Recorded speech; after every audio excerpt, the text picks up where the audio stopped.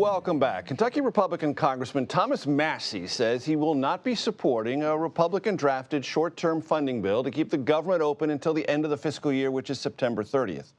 That has President Trump a bit angry. He said that Massie should be primaried because he's not on board. The president even compared Massie, yikes, in Republican circles at least, to Liz Cheney and wrote in part, quote, "He should be primaried, and I will lead the charge against him. He's just another grandstander." I want to bring in our reporter panel, Brakkton Booker and Jasmine Wright. Brakkton is national political correspondent with Politico. Jasmine, politics reporter for NOTUS. And remember, NOTUS, news of the U.S.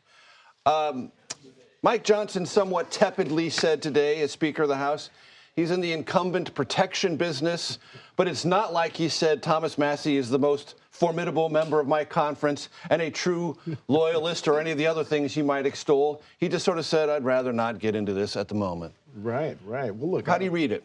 Look, from folks I've talked to in Kentucky today. Yeah, please. Look, I mean, Thomas Massie is a pretty strong candidate, and no one seems to think that there could be a candidate that could be fielded that could really take him out. Okay, He's got even enough, with a Trump endorsement? Even with a Trump endorsement. Even Massie himself has said, look, this threat is nothing new. Mm-hmm. He's done it to me in 2020 when I voted against a COVID-era bill that Trump wanted passed. Did it again in 2022. And look, 3 times in a row, 3 times defeated. Right. And a lot of folks think Massie has eyes on the governor's race in 2027.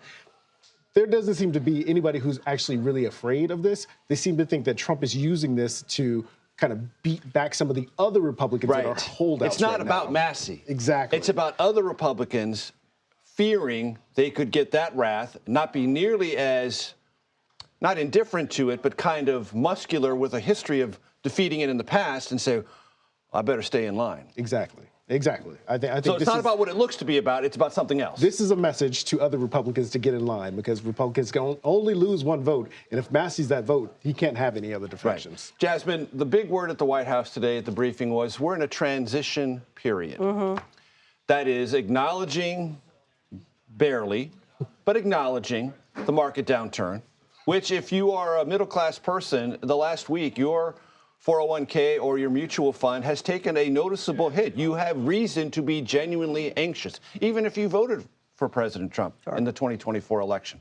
But the White House is saying, hold tight, better days are ahead. Yeah, they're asking for basically more time. For grace. I will tell you is much different than what we heard from Trump on the campaign trail, who basically said he would make America affordable again and he would bring down inflation on day 1. Trump alone can fix it. Trump alone can fix it. It is now day 40, 50, I'm not quite sure, but certainly these things have not happened. So they're saying that this is a transitional period. I was in the briefing room today and Caroline Leavitt, the press secretary, spelled out the fact that they believe that they're digging themselves out of a hole that Joe Biden and his administration created and that things are not going to happen overnight. Again, a far cry from what Trump said. Now, Caroline was asked a lot of times, basically, how much pain can this White House take? Because we know that the markets are reacting negatively to the threat of these tariffs, to a potential trade war with Mexico, potential trade war with, of course, Canada kind of being the biggest player today. And China responding with its own retaliatory tariffs. Trump kind of upping the ante, the fears that this pushes us closer to a recession. So she was asked, how much pain can the White House take?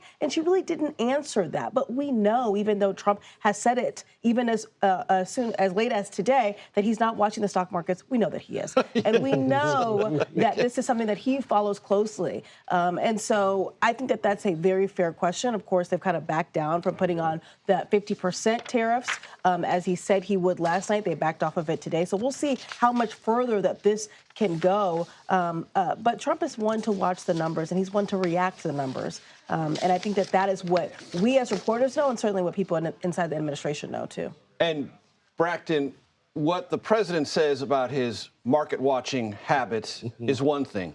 And we know the market isn't the economy. The economy is many different things. Sure. But investors do make bets on the future, and CEOs make anticipatory bets on the environment that they're going to be operating in the next year or so. Mm-hmm. To the White House's point, there have been some announcements about new investment. Some of them were already in process. Some of them are brand new. But the volatility seems to be real. Absolutely. And a political factor that can't be set aside. Right. And look, there are also growing fears that there is going to be an onset of recession, which Trump certainly does not want in his first couple of months in office, because he is supposed to be the man who can control and have great powers over the economy, which is proving to not be the case right now. But you will hear other people say that there are benefits of him having these tariff wars, right? Because you see that Canada backed off today from having the surcharge on electricity to some of the most northern states that rely on that. So there seems to be some negotiation tactic that Trump believes he still has and has the leverage to really get a really beneficial outcome for, but it does not seem like it's helping him with the economy here in the U.S. Or his approval numbers, right? Or his approval numbers. Talk to us about that, Jasmine. Yeah, I mean, I think that what we've seen over the last week or so, as the market has really fluctuated, as the Dow and S&P 500 have kind of gone up and down, is that so has his approval ratings in some of these latest surveys.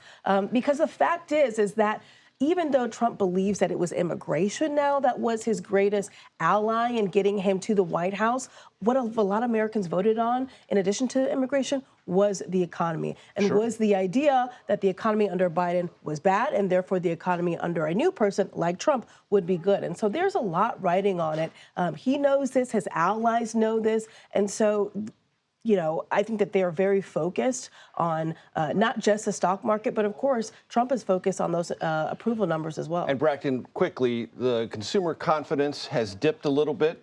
The National Federation of Independent Businesses reported for the second month in a row a dip in confidence among small businesses. It hasn't fallen to Biden-level areas of discouragement. That's true. The White House underscored that, but it still fell from where it was in December. Right. So small businesses taking a look at their short-term future, a little bit nervous also. Yeah, but you hear this all the time from strategists. Like businesses can't figure out how to plan. The other thing that I will also say is Democrats also have to be able to take advantage of this, and they have not seemed to really been able to capitalize on some of these bad economic woes that Trump has kind of ushered in. But it remains to be seen if they can really find a way to. Really they can't even figure out how they're going to vote on a continuing resolution to keep the government open. Brakkton Booker and Jasmine Wright, thank you very much. Always a pleasure to have you.